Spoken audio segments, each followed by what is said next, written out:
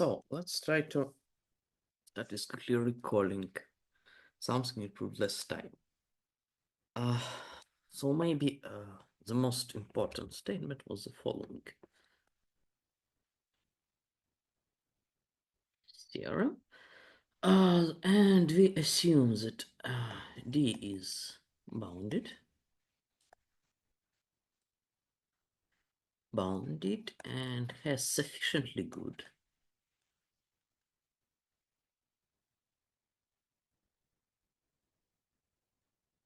boundary.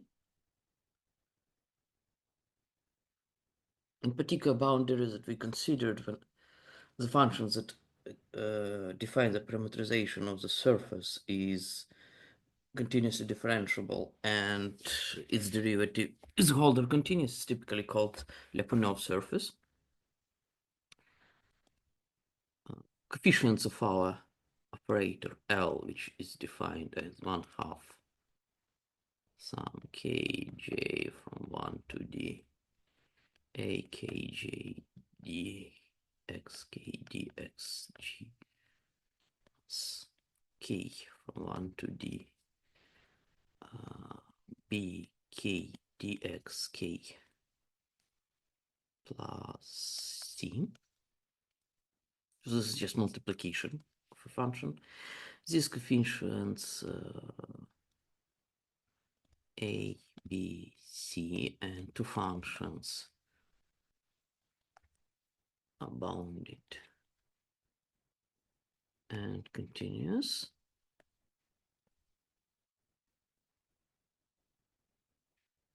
Continuous coefficients a, b, c, f are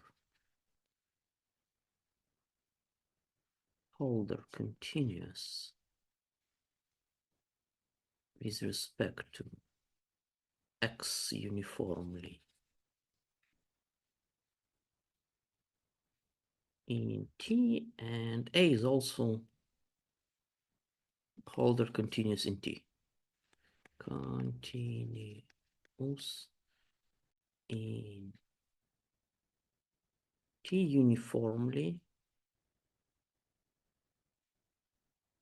in X, and the last, there exists some positive lambda such so that for every X belonging to R of D except for 0, AXX divided x squared greater than lambda. Then there exists unique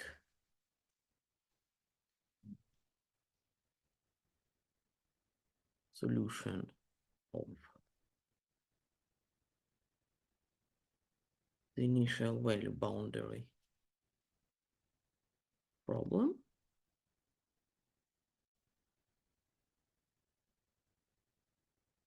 such that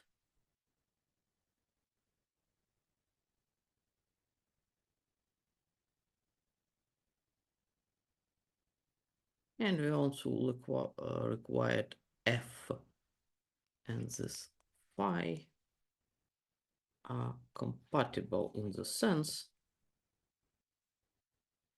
that they were agreeing on the boundary, that is g at time t capital coincides with phi. And we also knew that U by the Feynman's conformal admits a representation. Let's write it one more time because we will need it today. Minus from T to T capital F psi S T S S I T S D S plus phi psi x of t.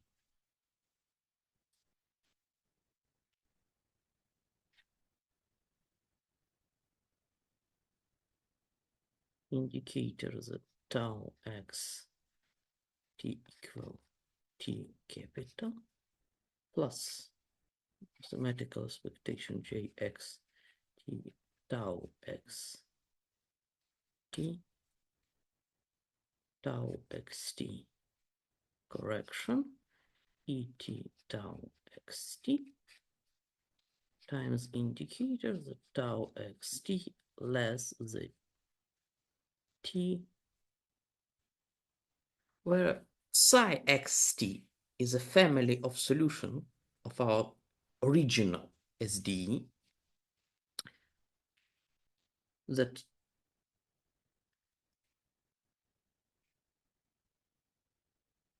so we have bx, where b is this coefficient, psi xts s ds plus sigma psi xt s s dws, where s is greater than t, psi x t just x, sigma star is a, and I t of s is just exponential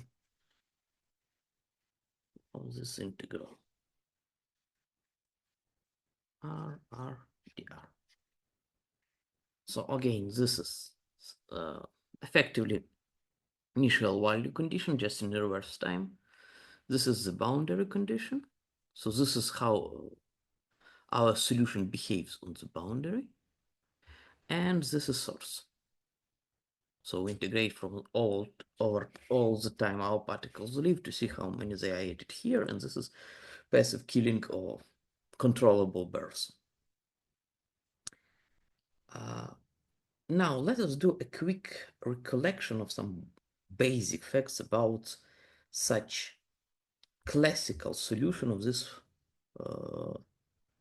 parabolic problems. And we will typically assume that all this hold, though later we will drop some assumption. So what I'm going to do, I want to explain, to remind, maybe tell you for the first time, something about the theory of this parabolic equation, because it leads to some interesting insights about this psi. So a fundamental solution for operator dt plus a is a function g x, y, s, t, where x, y belong to the whole Rd s greater than 0, s less than t, such that for any test function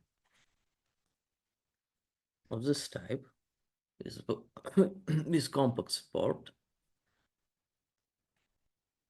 the function which defined for fixed x for fixed t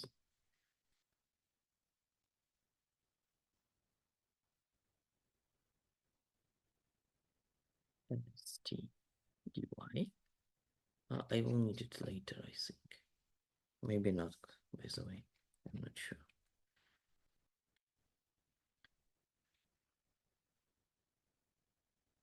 Satisfy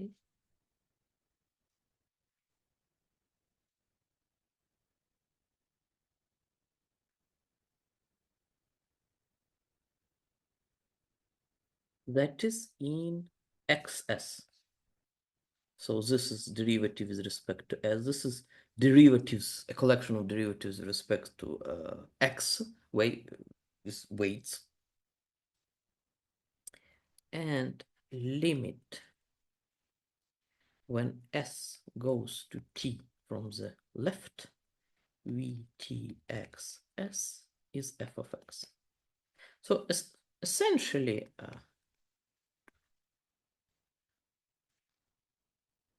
this condition means in terms of weak calculus that gx as a function of a goes to delta x.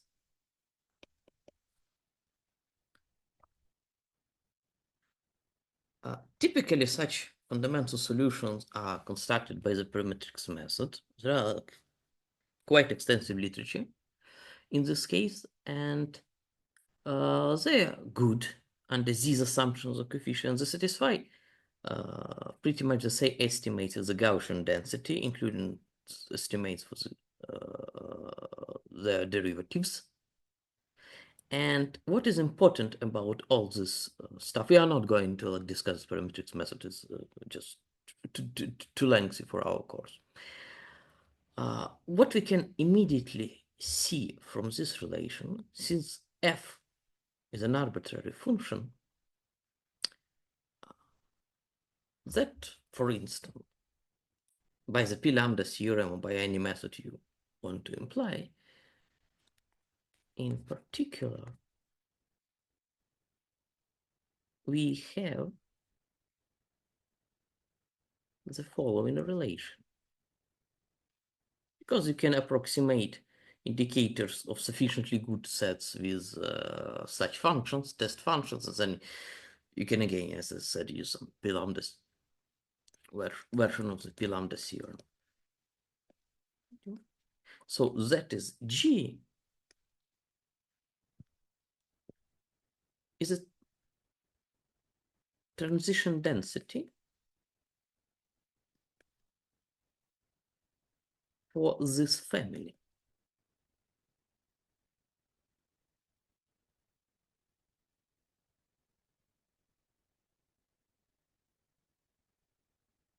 And it also solves, G also solves as a function very similar to this equation. The equation is very similar to this. D0.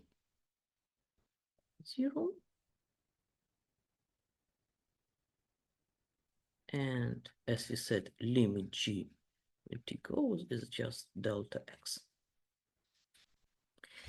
So this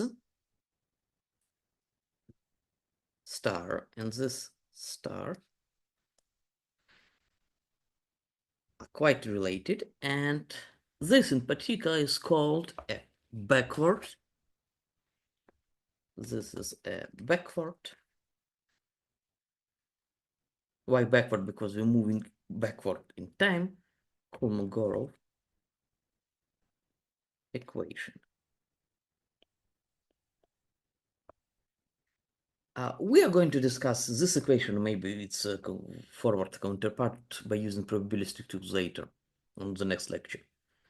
But the conclusion is that if you have good coefficients, you can use analytical methods to develop a fundamental solution. And if you have a fundamental solution, you immediately reach the density for your original process. Moreover, it immediately gives you the existence of the density. Alternatively, since we are discussing the stuff, one can consider a joint operator, A star. This is an operator in the divergence form, Kj from 1 to d, xk, xg, and here states times the function this operator acts on minus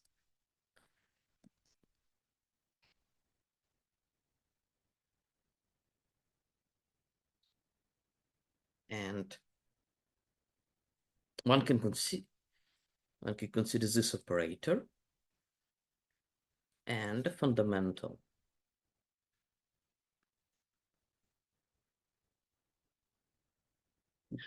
gx st or dt minus a star. Obviously, this now requires more strong assumptions of coefficients because at least we need them to have derivatives, and these derivatives also should be good.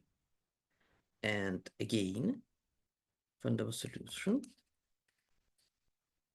that is, for any f, again, for any test function, you then can define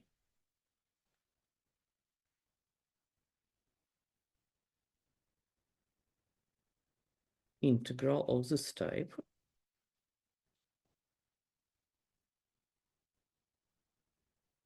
And now this solves something in direct type.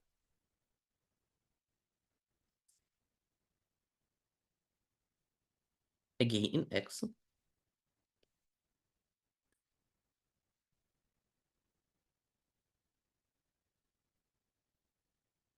And now we have condition where t goes to S from the right. This should be F. So we have again this condition for the delta function. So equivalently,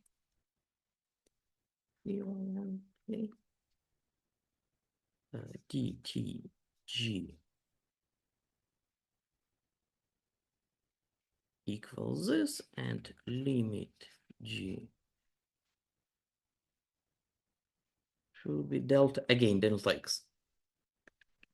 Now, this is very interesting stuff also. This is called the forward Kolmogorov equation. Forward Kolmogorov equation. Or physicists and probabilists also would call it also the Fokker Planck equation. Now, it looks very similar to the backward Kolmogorov equation, but it actually needs a different proof. The proofs are generally speaking similar, but the base is slightly different order of application to operation, taking the semigroup of the process and taking the generator of the process. So unfortunately, to go deep into the stuff, you typically need some semigroup theory. So we're not going to discuss it in details. And now, by setting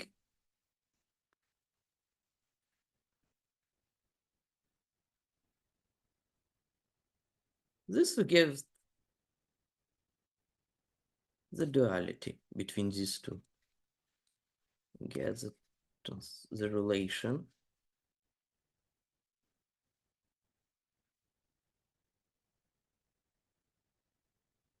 these two g's. Note that I am switching only x and y because I defined g tilde in a way that s and t shouldn't be changed. In general, this is Fokker-Plan equation can be discussed in terms of measures. So generally speaking, it also can be discussed in cases where there are not real fundamental solutions. The fundamental solution exists in some generalized size. And this is quite an extensive branch of mathematics.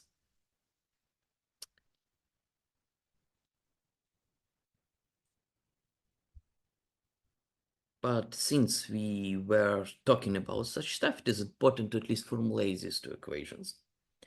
Since in some cases, this is one of the biggest achievements of the Kolmogorov theory. Note that fundamental solutions here are defined on the whole space. So one can ask how we can pass from having constructed a fundamental solution via the parametric method to the solution of the original problem, because the original problem was in domain. So now we switch to the next step. So one can construct so-called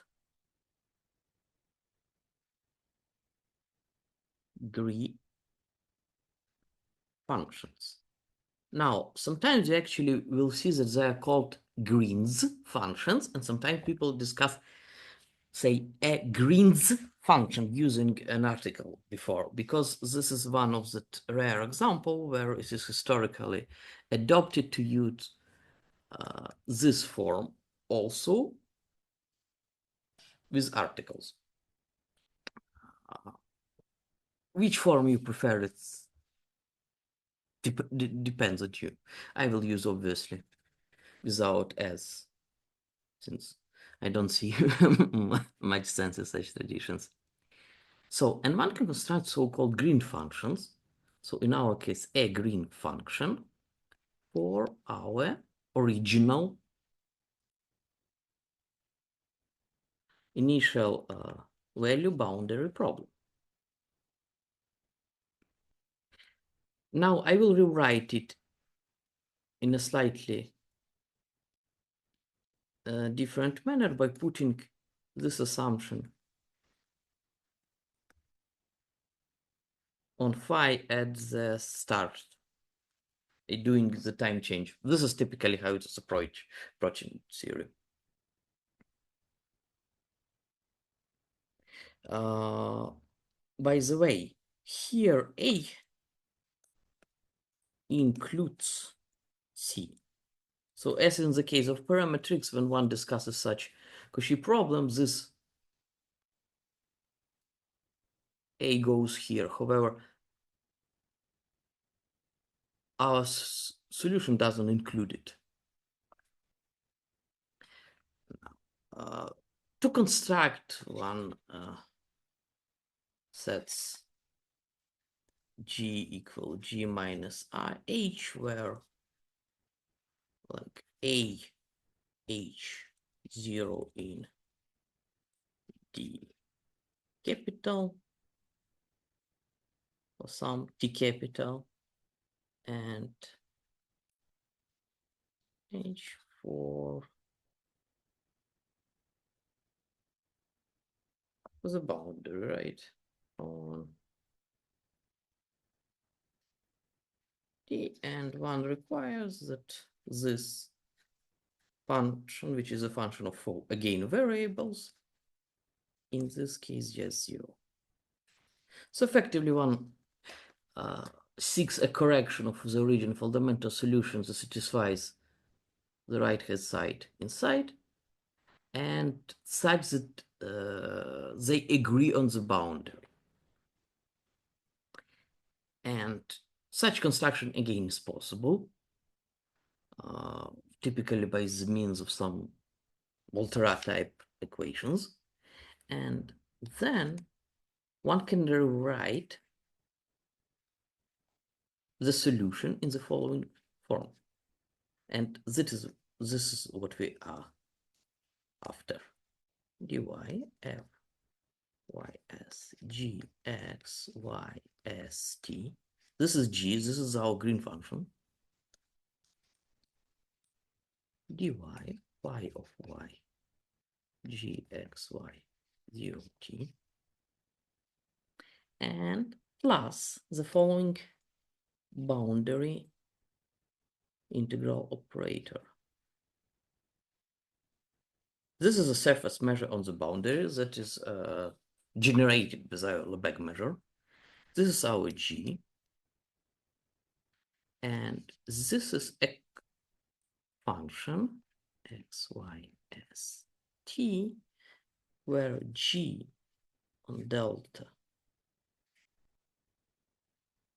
on the boundary of D is given as a minus limit of y prime belonging to D. D is an open set, such that they approach G on the boundary. And here stands the following expression: kg from 1 to D AKG y prime s, nu g of y, and here dg k of prime, essentially x g prime st, and nu y is the outward normal vector at y. So as you can see, we take derivatives of g inside the domain, and we consider their values on the boundary and weight them by two coefficients. The first coefficient is this, and the second coefficient is the outward normal vector. So this is actually finishes our discussion of different ways to discuss what a differentiable function on a closed set is. Because here one can speak about ck or c1 at least function in the way that it has derivatives inside on D, and those derivatives are continuous in this way. So they admit a continuous extension on the boundary in the way that then the function, the derivative of this g, considered as a function on the closure of D, is continuous.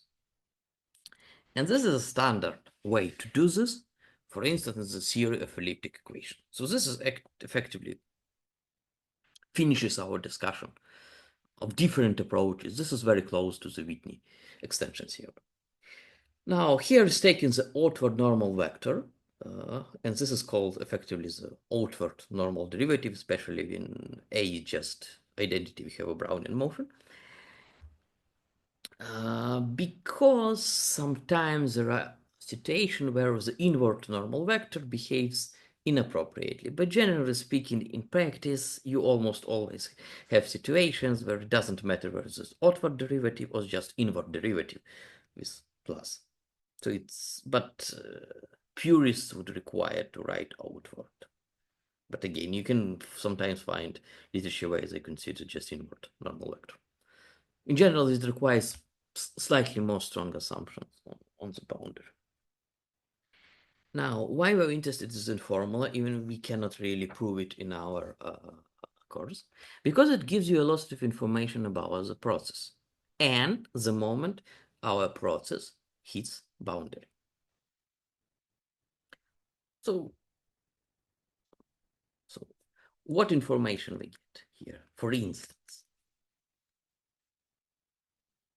again, by looking at this representation and comparing with the Feynman-Katz formula, we immediately get the following: that the probability that xi xt SSST belongs to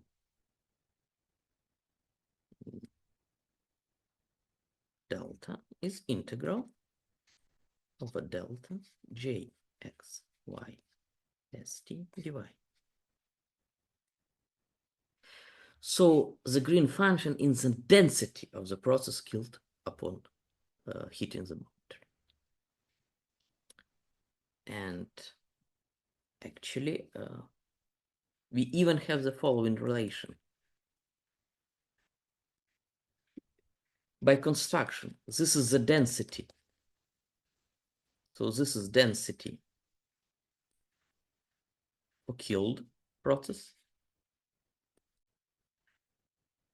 This is density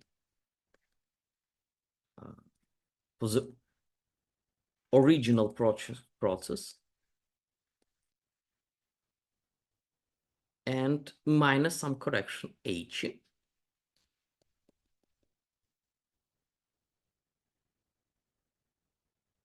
And this h also admits the following probabilistic representation. This is a mathematical expectation of g x psi x s tau x s s t minus tau s s x s indicator tau is.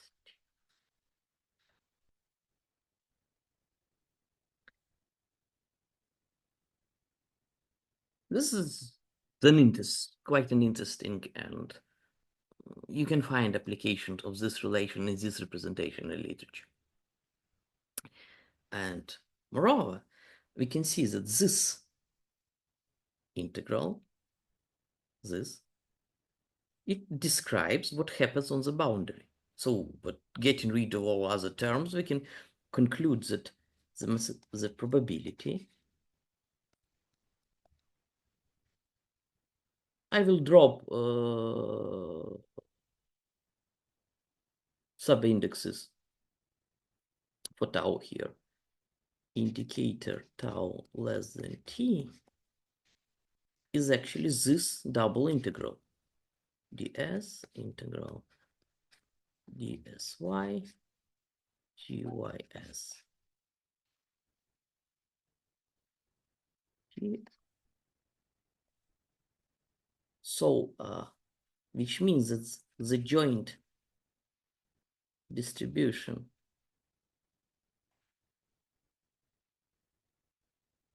of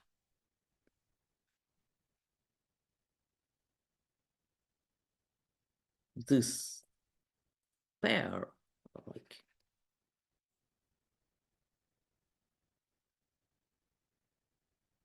on this set, is just given by this function st ds d sigma y, because this is this distribution on the boundary and on real life half-line. So this is the distribution. So let's consider how we can use this in practice.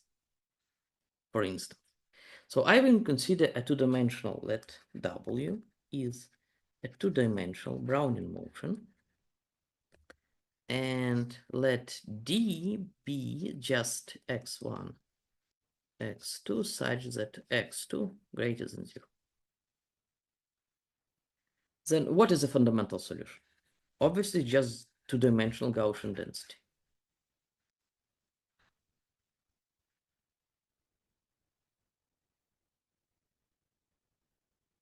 I remind that I write just one this for the norm too. Like the absolute, I use the notation for the absolute value for the norm too. And in this case, wait.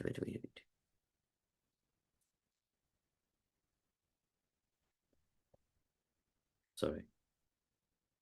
This should be true. Just recalled. And by the so-called method of images, by using like probabilistic tools based on the reflection principle, one can prove that G X Y S T, because we know this is the density of the kill process, so using gain some reflection, we can see that this should be X1 Y S T. Why? Because here is the picture. This is our dy. We calculate all trajectories that hit dy, but we need to exclude trajectories that got killed. And those trajectories that got killed is exactly the trajectories that went into the lower half-line and went here. Now, by doing reflection here, with this put reflect this starting point x1, x2 into this. It's the same x1, but it's minus x2, x1. X1 minus x2. So we know immediately the density, or you can use it, let's pretend that we obtain it from the PDE theory. What is mu y here is just 0 minus 1, and this gives you us the expression for this correction is 1 over 2p t minus s squared. Why squared? Because I'm doing differentiation of this expression. X2 minus and here I get plus, I think here x1 minus t minus x2 plus 2 minus s, and here I get x2 plus this and closing. Why it's so? Because the derivative, let's say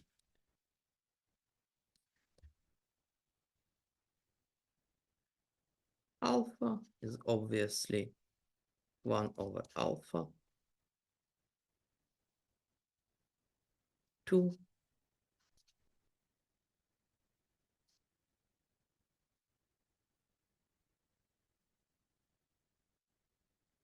now put alpha equal to t minus s, it will get this expression. This is classical calculation. But then we have the following. If we start our Brownian motion from x at 0, and we ask, what is the distribution of it at the moment when it hits the boundary, that is the line x2 equals 0, and it's meaningful, this expression, the measure is given, as we just said in the previous remark, by this. Now, using the symmetry, we can then rewrite it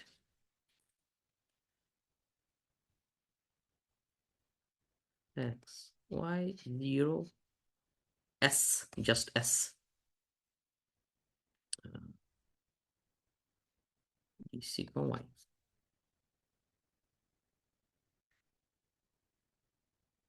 Let me introduce for fixed x, set rho x2 squared plus x1 minus y1 squared, and then we have, so on our boundary we have this, and we integrate essentially only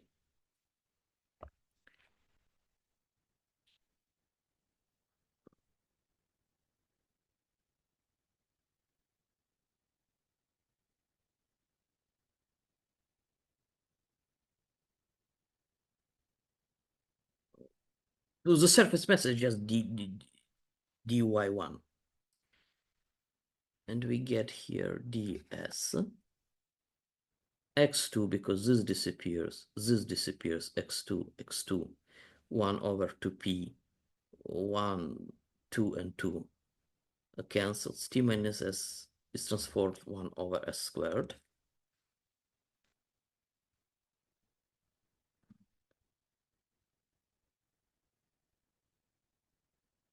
Now, these two exponential became equal because y2 disappears. It's just 0, so it's just exactly this expression. And this is equal, effectively,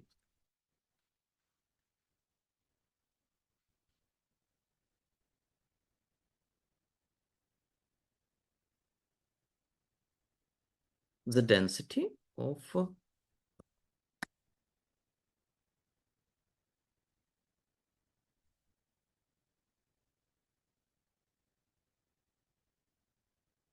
this distribution. Now, to calculate it, you do the time change u equal rho over 2 S, so ds equal minus rho y1 2u squared du. So this is integral equals x to p integral from 0 du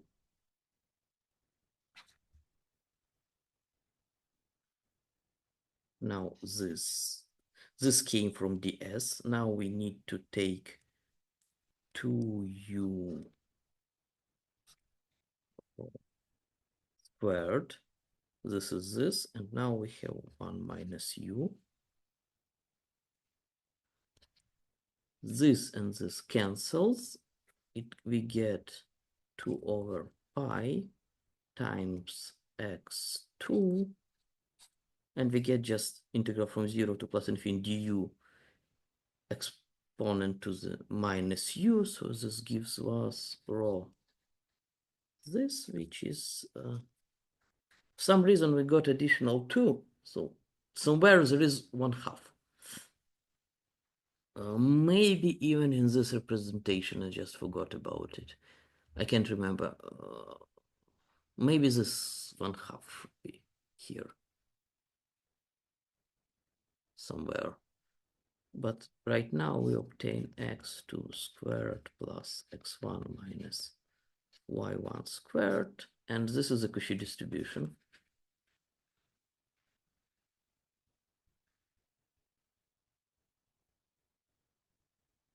Distribution with mean x1. And x2 is a parameter of this Cauchy distribution. x2 governs the time when we hit there.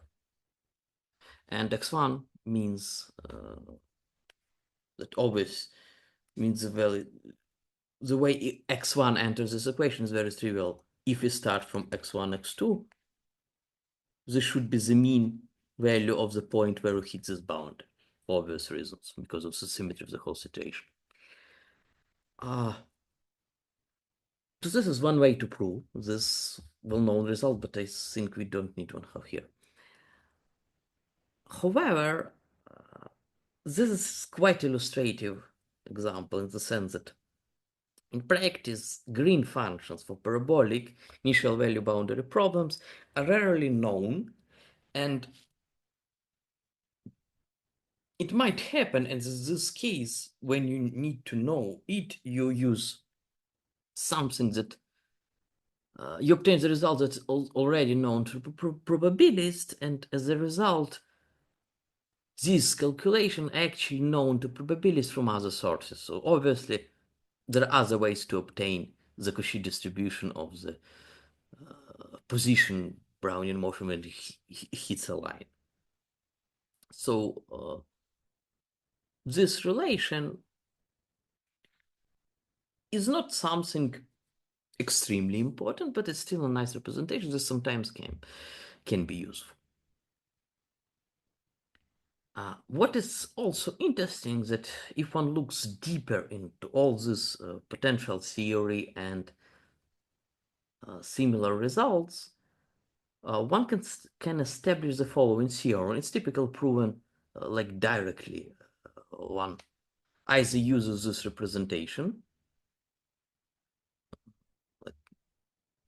or uses some other version of Volterra operators to prove the following theorem.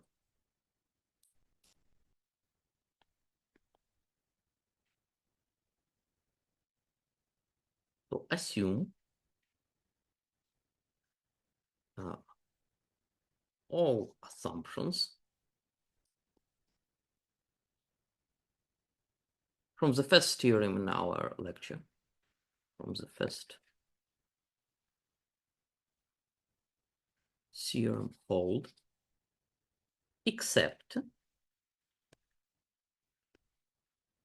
for f and phi being equal on this boundary, on this part of the boundary. Then the unique, effectively classical solution, I call the classical solution as those that differentiable the necessary amount of times. Classical solutions exist and still has probabilistic representation under one additional condition.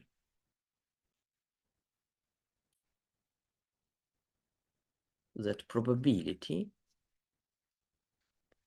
that our process hits boundary exactly at the moment t capital is 0 for all possible starting points and all t less than t capital. In particular, this is going to be true for the Brownian motion.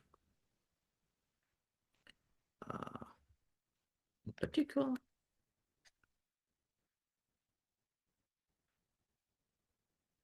this is true when we just have Brownian motion with drift even. V may not be equal to 0. So to understand why this, as I said, we need to believe that there exists a solution that can be checked independently. And now we can just repeat the proof of the Feynman-Scott formula. And where we get these two parts, the first part in terms of phi and the first part in terms of g, is exactly where the last step in the proof of the Feynman-Scott formula, where we pass into the limit. And this is exactly why we have here strict inequality here, inequality here. So it doesn't count this, exactly this situation twice. But if this situation happens with probability 0, this exactly means that when passing to the limit, we just do not care about the value of our function f or our function phi for such omega, because such omega live in a set of 0 measure. So we will just repeat the proof of the Feynman-Scott formula, and the last part we will use this relation to get rid of that conflicting term, because this conflicting term just 0. And so I just will make remarks. So for Brownian motion, if it has drift, you need the Girsanov theorem, and then this calculation for Brownian motion, we get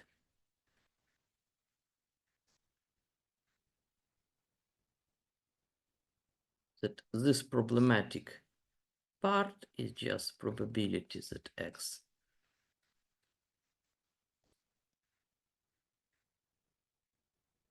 here, and this is 0 because the back measure of the boundary is 0. We discussed what boundary are.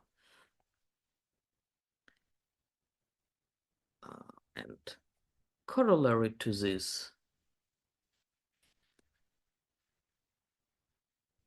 that assume A and B can be extended the whole RD in such a way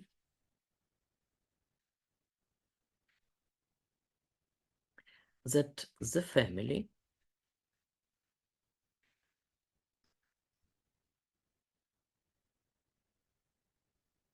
X lives on the whole, D is just here, of solutions of this extended SDE has density, has transition density.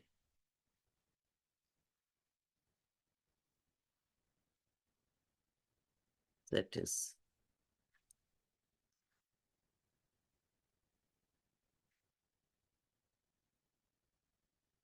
this mathematical expectation is given for some function Ts dy.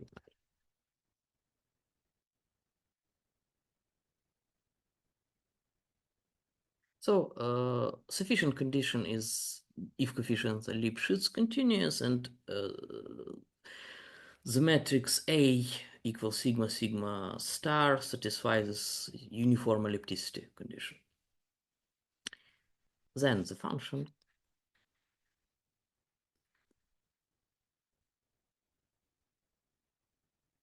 uxt defined as effectively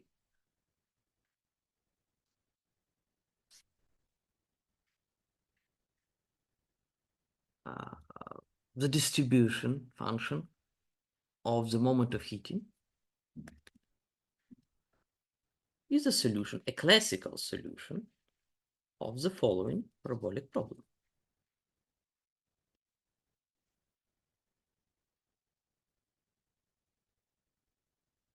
This is actually quite nice. 1 and at the boundary is 0. Now, this is exactly the situation of the previous statement. Phi and G do not agree when T equals T capital. But the only thing we now need to prove, if we take into consideration on previous remarks, that for the original process,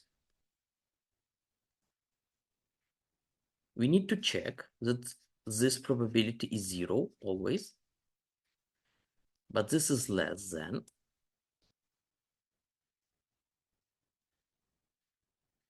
this, and this is less than probability of the extended process, because a extended process agrees with psi without tilde inside of D, but he can leave, he can return, he can return, so the density function, the transition density for psi should be less than the transition density for psi prime. Obviously, it's not going to matter in this particular. We will have agreement here, right? Because we consider no, we don't have agreement here. This is actually strict because we ask at the behavior at capital time t, but this can leave d and return d, while this always stops. So this process has more possibilities to get to this at time t capital. But it's just said, this is indicator over the boundary delta d of this function of the transition density. So this should be 0. Now we can use the previous remark. This is typical application of this extended version of a classical solution. Now there is a nice corollary. So let us just assume for simplicity that are autonomous, that do not depend on time. Additionally,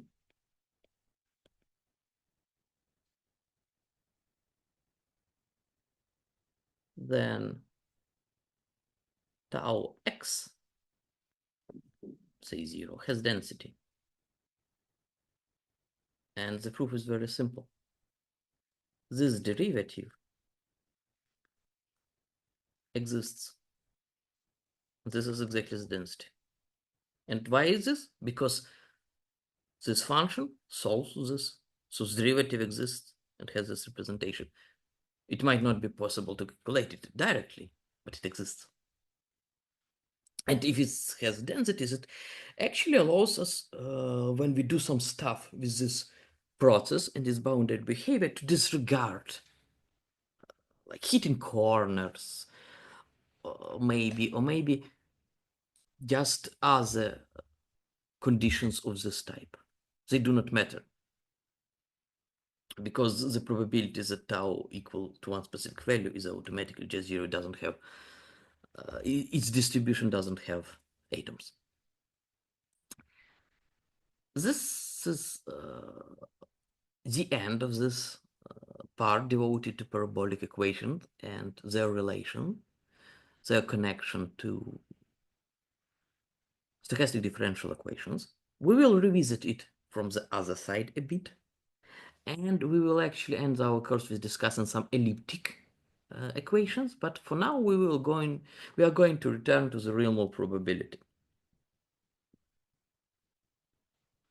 And why? Because we want to obtain some results about the convergence of weak numerical schemes. And for that, we need to discuss the behavior of families of solutions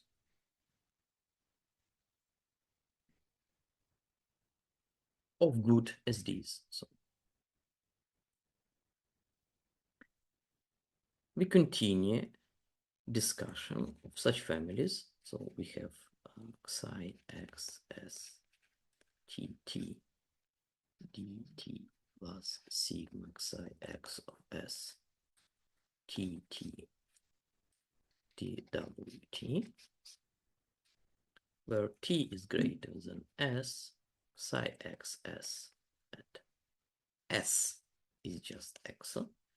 So psi x of s is the solution that starts from x at time s.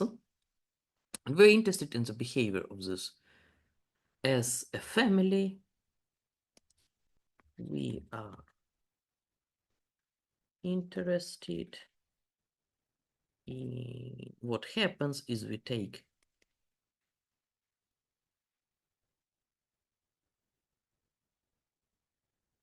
this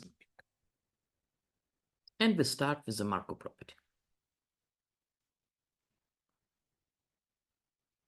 which is obviously something one should expect for solution of stochastic differential, but still one needs to provide rigorous argument, and that's what we are going to do. For that, we need to consider one extension of stochastic differential equation, and that is stochastic differential equations with random initial condition. Initial conditions. So we consider AT dt plus sigma t eta of t dwt. Eta of 0 is just alpha, where alpha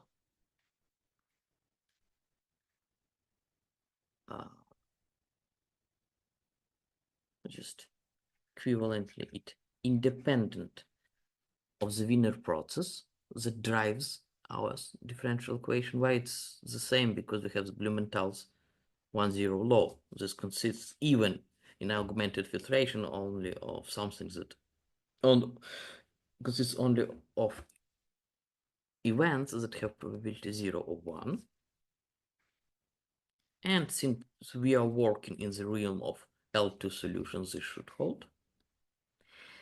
And it should be, I hope, intuitively clear that almost all the results we obtain for SDEs with fixed solution in the setting of strong L2 integrable solution admit extensions to include this case. Why? Because if it's independent, we can always take like conditional expectation with respect to alpha and can do all the calculation for fixed the value of alpha and then integrate with respect to alpha. So existence theorem, uniqueness theorem, localization theorem should hold. LP estimates should hold by those LP estimates instead of having something 1 from x to the power p in the right hand side are going to have something like this in the right hand side now, etc., etc. Comparison theorem should hold. This remark applies to weak solutions more to strong solutions. Weak solutions are slightly different because you need to care more about measurability. But for strong solution, it can be quite easily extended and you can do all the constructions just from the beginning with random initial condition is going to work. celebrated definition we are interested is as follows. An RT valued process psi of t, where t is greater than 0,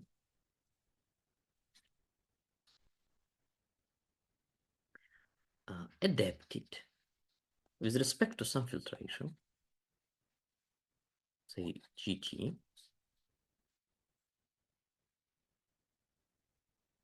is called Markov if the following holds for any bounded measurable function on Rd, and for any pair of times s and t such that this holds, mathematical expectation psi of t with respect to f of s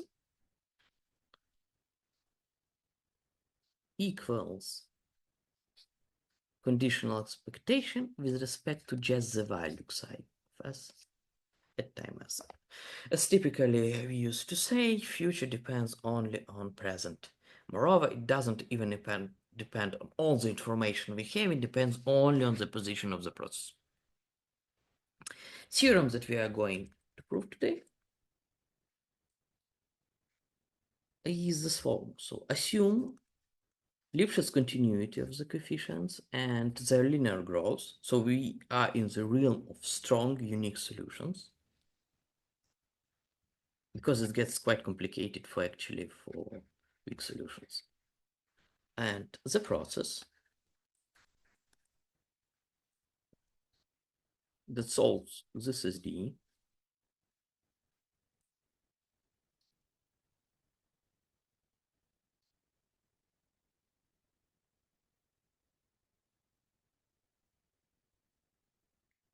is a Markov. Now, with respect to which filtration? With exactly the filtration they used when we discussed W. We said that to start the theory, you have Wiener process. You have some filtration with respect to which this is a Wiener process, that is, with respect to this filtration, it has necessary Gaussian increments and independent increments. And then you do augmentation. So this filtration is well behaved. And this is exactly the filtration that you used in also construction. And this is exactly the filtration with respect to which this process is Markov. And let's prove it. While it seems very easy, you still need to provide some rigorous argument. So step one,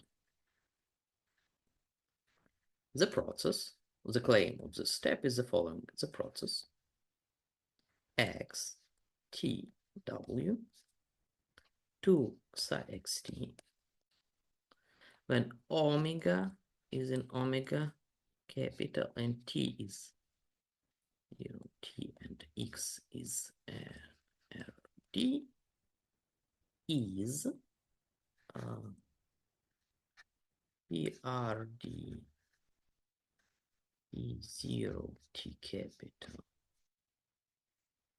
f pr measurable.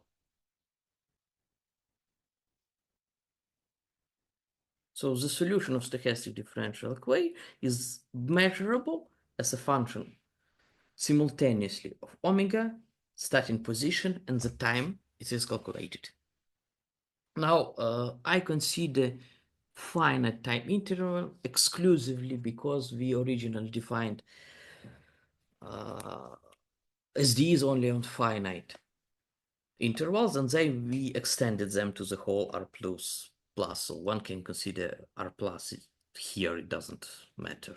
Obviously, the process that is measurable for n t capital in the sense is going to be measurable when t ranges in the whole R plus.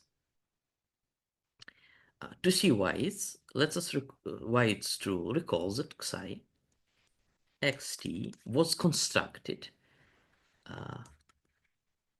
is the limit of iterations of the form eta n of t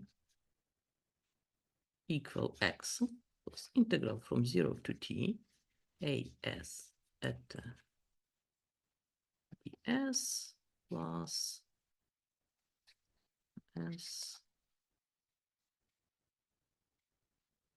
dvs, and the first is just x. So it's obviously sufficient to use mathematical induction.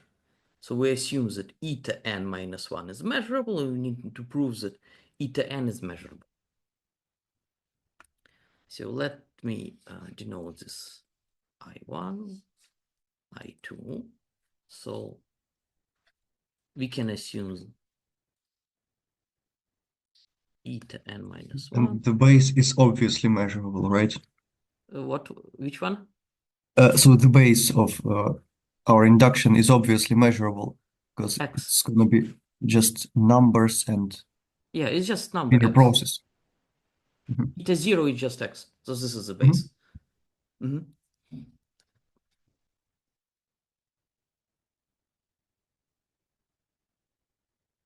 Because it doesn't even depend. It depends on t.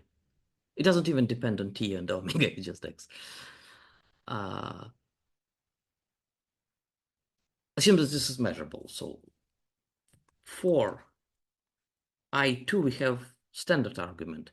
I2 is L2 limit by construction, but it obviously means it is L1 limit in probability when n goes to infinity, or let's say n capital, of something like this. Sigma sum k from 0 to n capital minus 1 k and t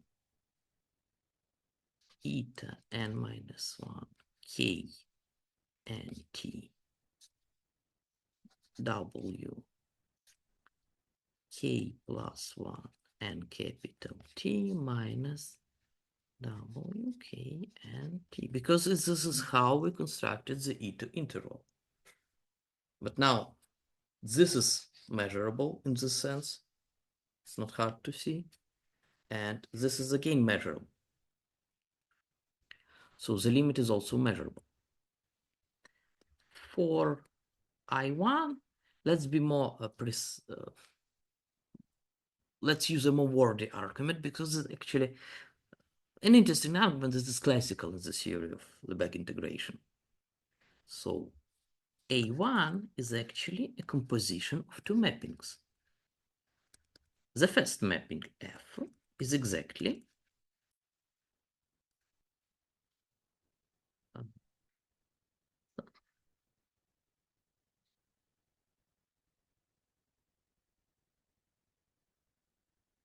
and this is the mapping that takes a function that has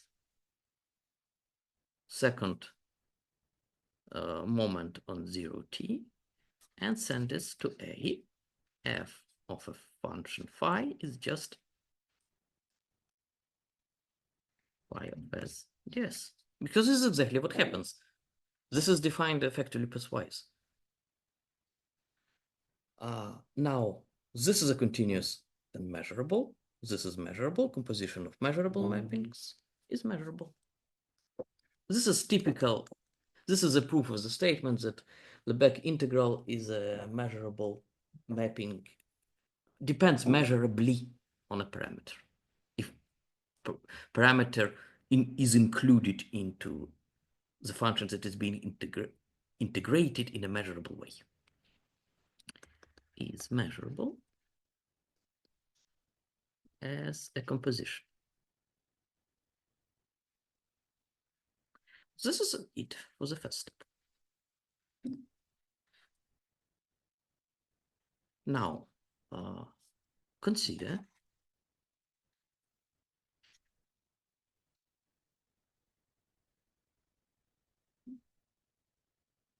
a family of stochastic. I am writing eta to distinguish between this family and the original process, because the original process was just a process that starts from x at time 0. There were no other starting time. Here we again using our family eta x t t double t t greater than s equals y. This is well defined. Now psi x of t is obviously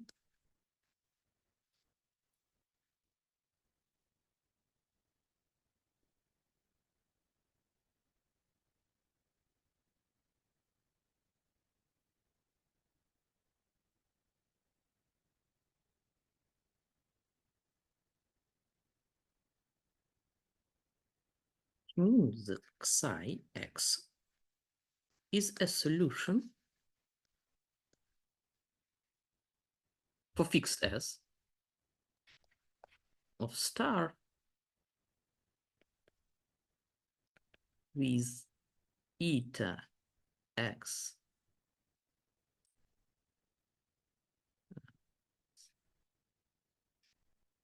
it's like starting condition being equal this. Even.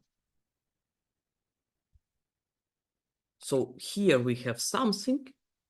We want to consider this equation, but with a random starting point. So instead of y fixed point, we take the whole the whole random variable of this type. Now, we just talked about some extension of stochastic differential equation to include a random initial condition. And now we have what? Here, psi xs is by construction is going to be independent from what happens with our Wiener process after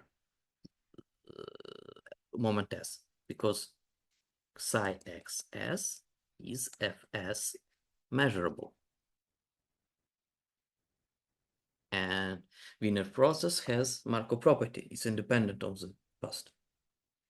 And we already knew that the solution of stochastic differential equation has moments, so it has second moment, and it's a valid initial condition, and that effectively means that for any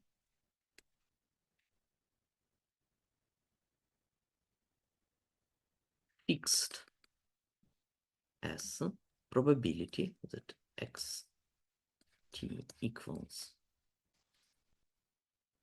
eta psi x s s t t greater is 1. Because the solution of this equation, even with random initial condition, is still unique. So we have this representation. And now we can approach the last step. Maybe.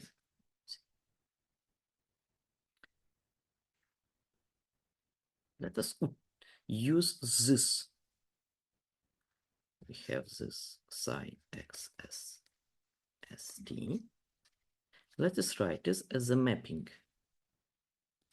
s t omega. Well, the mapping is given exactly this. This plus two integrals. Those integrals depend on omegas and depend on s and t. So this is a measurable mapping with respect to all four arguments that f the send to eta xs t is measurable for fixed, not for fixed, for all. Measurable by step 1, effectively. And this means that we can do the following. We started with this expression. This equals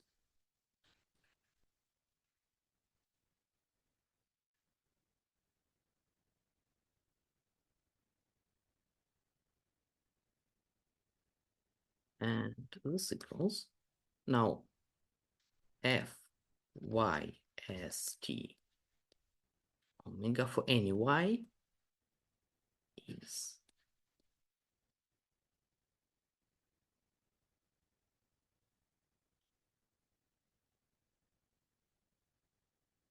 measurable.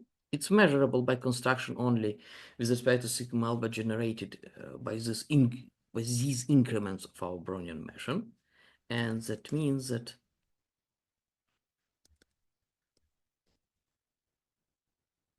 is independent of S. Now, Fs is an augmented sigma algebra, but that doesn't really matter because we did some arguments in this direction that adding those sets doesn't really spoil this property.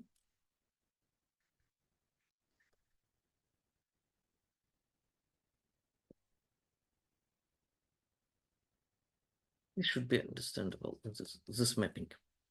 This mapping is measurable and this mapping is. So we effectively have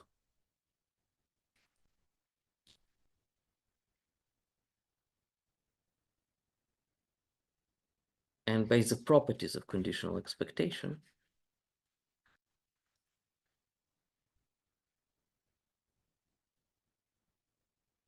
we integrate over everything that is independent of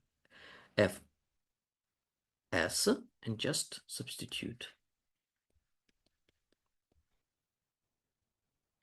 Now, returning to the definition of f, we effectively get eta y s t. Oh, sorry, f. I forget the regional function. F here, y equals. So we started here, we ended here, and let us take additional expectation, conditional expectation in both sides. With respect to exactly taking additional expectation with respect to the sigma algebra generated exactly by this random variable. We get on the one side, we get psi x t with respect to fs.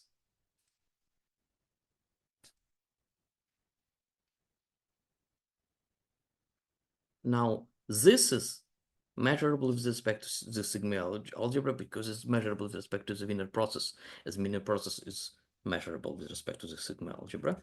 So this is, we can get rid of bigger sigma algebra because recall that conditional expectation is effectively taking projection. We project on larger sets and we project on smaller set. We can just project on a smaller set. So this is left-hand side of the original equation relation, and right-hand side give us the following.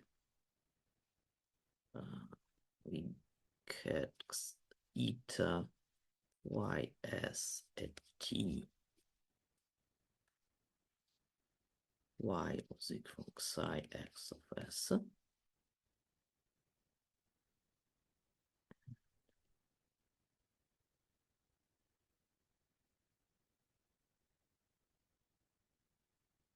But this is measurable with respect to this is just a function of psi xs. So this is just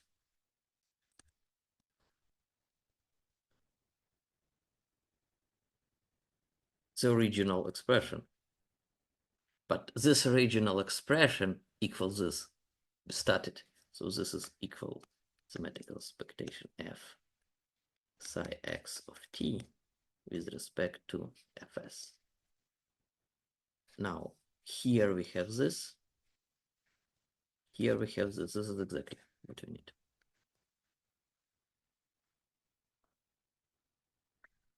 Let's do remarks. So first remark, if psi is random, the proof still works with literally zero changes. So we can have this Markov property even if psi of x starts from, it's not psi of x, it's psi of alpha for some random alpha. This is still going to work. So it's still a Markov process. Second remark is more general. So this is example of a Feller process. Feller process are some good Markov processes with conduct trajectories that generate good transition semigroup. And if you know that every Feller process is actually even stronger Markov. And one can prove the strong Markov property of a solution for SDEs, but it's actually takes more work, and I think we did our share of calculation involving measurability. So we do not discuss strong Markov property, but one can prove a stronger theorem that this relation holds not only for fixed S, but also for stopping times, and then when here states f plus tau, and tau is a stopping time. And I think it's a good time to stop for today.